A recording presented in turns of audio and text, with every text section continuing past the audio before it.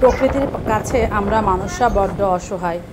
এক সেকেন্ড আগেও আমরা বলতে পারি না এক সেকেন্ড পরে আমাদের সাথে কি হয়ে যাবে। এটা ছিল ঘূর্ণিঝড় রিমাল যেদিন, তার আগের দিন এবং পরের দিনের মিলিয়ে ভিডিওটা।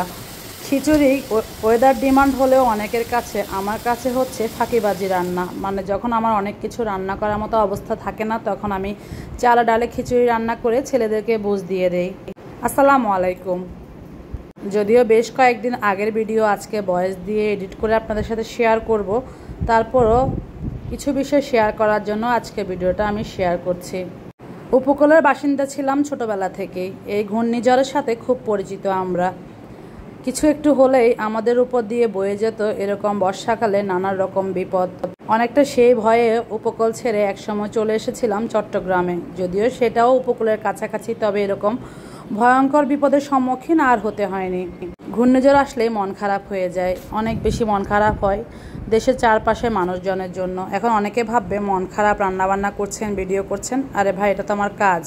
আর ওই যে বললাম, খিচুড়ি রান্না করি আমি যখন আমার কোনো কিছু করতে ইচ্ছে করে না তখন। আর এটা ছিল ঘূর্ণিঝড়ের 2 দিন আগের ভিডিও। যদিও আবহাওয়া খারাপ, ঘূর্ণিঝড় উঠেছে সেটা আমরা জানি, আঘাত হানবে বলছে আগামী দিন বা তার পরের দিন। তো রান্না করতে হবে, খেতে হবে দেখি আমি 2 বেলার জন্য বা বলতে পারেন 3 বেলার জন্যই একসাথে খিচুড়ি রান্না করে ফেলেছি, যেন বারবার রান্না করতে না হয়। কারণ কখন কি হয়, কারেন্ট না থাকে বা কি অবস্থা হয় বলতে তো পারি না, সেজন্যই করে ফেলেছিলাম খিচুড়িটা রান্না। এতে করে বাচ্চারাও খেয়ে নিবে আর আমাদেরও বাড়তি বারবার রান্না করতে হবে না। আমার কাছে মনে হয় খিচুড়ি হচ্ছে বিপদের বন্ধু। যখন কোনো কিছু রান্না করতে ইচ্ছে করে না, একটা রান্না করে মোটামুটি শুধু ডিম ভাজি দিয়েও এই খিচুড়ি দিয়ে চালিয়ে দেওয়া যায়। তাই আমি কোনো সময় এরকম পরিস্থিতি হলে আমি রান্না করি। ওয়েদার ডিমান্ড বলে আমার কাছে কিছু নেই, কারণ বৃষ্টি অনেক সময় হবে, তাই বলে সব সময় খিচুড়ি খাবো বা এমন মন মানসিকতাও সব সময় থাকে না। বাইরে প্রচণ্ড বৃষ্টি হচ্ছে, এদিকে চুলায় রান্নাবান্নাও হচ্ছে আমার। সেদিন দুপুর থেকে একটু একটু করে বৃষ্টি হচ্ছিল। তবে এবারে ঘূর্ণিঝড়টা যেহেতু কক্সবাজারের দিকে ছিল না, উত্তরবঙ্গের দিকে ছিল, আর অলরেডি সেদিকে অনেক ক্ষতি হয়ে গিয়েছে। তখন দোয়া করা ছাড়া কিছুই করা ছিল না। দোয়া করছিলাম যেন সকল বিপদ আপদ থেকে সবাইকে মুক্ত রাখেন আল্লাহ। তারপরে যাদের যা ক্ষতি হওয়ার তা হয়ে গিয়েছে, এখন আল্লাহ যেন তাদেরকে সেই বিপদ কাটিয়ে ওঠার সামর্থ্য দেয়, সেই দোয়াই করছি। ছোটবেলায় দেখেছি এই ভয়ঙ্কর ঘূর্ণিঝড় আসলে কি অবস্থা হয়। এই বারবার যখন এরকম বিপদ সংকেত দেওয়া হতো, আমার আম্মা ভয়ে কুঁকড়ে যেতেন। তখন আমার আম্মাকে বলতাম আমরা আর এখানে থাকবো না, চলে যাব।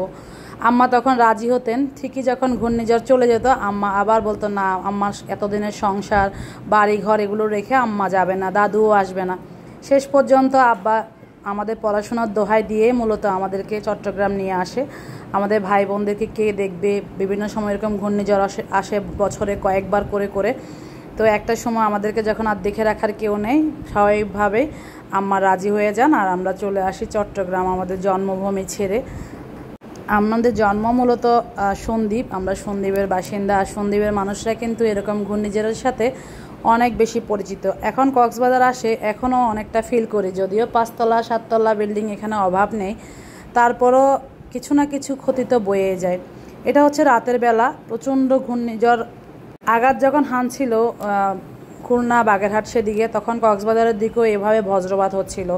যদিও আমি সাউন্ডটা মিউট করে রেখেছিলাম, ভয়ঙ্কর বজ্রপাতগুলো হচ্ছিল, বিজলি চমকাচ্ছিল। তো আমরা ঘর থেকে সেগুলো দেখছিলাম। প্রচণ্ড বাতাসও হচ্ছিল, ভিডিওতে বোঝা যাচ্ছে না। এখন প্রায় রাতে 12:30 1টা এরকম বাজে। আর রাতে 2টা 2:30 থেকে তো ভয়ঙ্কর ঝড় শুরু হয়েছিল, সেটা আমরা সবাই কম বেশি জানি যারা উপকূলের আশপাশে থাকে। আর দেশের বিভিন্ন জায়গায় তো বাতাস হয়েছে, হয়তো পানি আসেনি বা একদম উপকূলে যারা থাকে তারা যেরকম বিপদের মধ্যে পড়ে সেরকম হয়তো সবাই পড়েনি, তারপরে কিছু না কিছু তো সবাই কম বেশি উপলব্ধি করতে পেরেছে। এই যে আমরা কত কিছু নিয়ে অহংকার করি, কিন্তু এই অহংকার 1 সেকেন্ডে ঘুরিয়ে দিতে পারে আল্লাহ পাক। প্রকৃতির এই নিদর্শনগুলো আমাদেরকে দেখিয়ে দেয় বারবার করে যে তোমরা কতটা অসহায় আমার কাছে, কিন্তু আমরা ভুলে যাই বরাবরই। আমরা সবসময় নিজের অহংকার অহমিকা নিয়ে বেঁচে থাকি।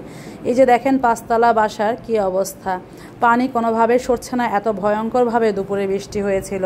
আর এর পরের অবস্থাগুলো আর শেয়ার করার মতো ছিল না, কারণ এটা একবারের পরিস্থিতি, এরকম বেশ কয়েকবারই হয়েছে। সেই সাথে ভয়ে নাকি জানি না, আমি খুব বেশি অসুস্থ হয়ে গিয়েছিলাম, যে কারণে এই ভিডিওগুলো এতদিন পরে দিয়েছি আপনাদের সাথে। যে যেখানে আছেন আল্লাহ সবাইকে সুস্থ রাখুক, নিরাপদে রাখুক। আগামী দিনগুলোতে আল্লাহ যেন সবাইকে হেফাজতে রাখেন, এই দোয়াই সবার জন্য করছি। আমাদের জন্য দোয়া করবেন। এবার তো মোটামুটি বিপদ কেটে গিয়েছে, সামনের দিনগুলো যেন আল্লাহ সবাইকে বিপদমুক্ত রাখেন, এই দোয়াই সবাই সবার জন্য করবেন। দেখা হবে পরবর্তী কোনো ভিডিও নিয়ে। সে পর্যন্ত সবাই ভালো থাকবেন। আল্লাহ হাফেজ। আসসালামু আলাইকুম।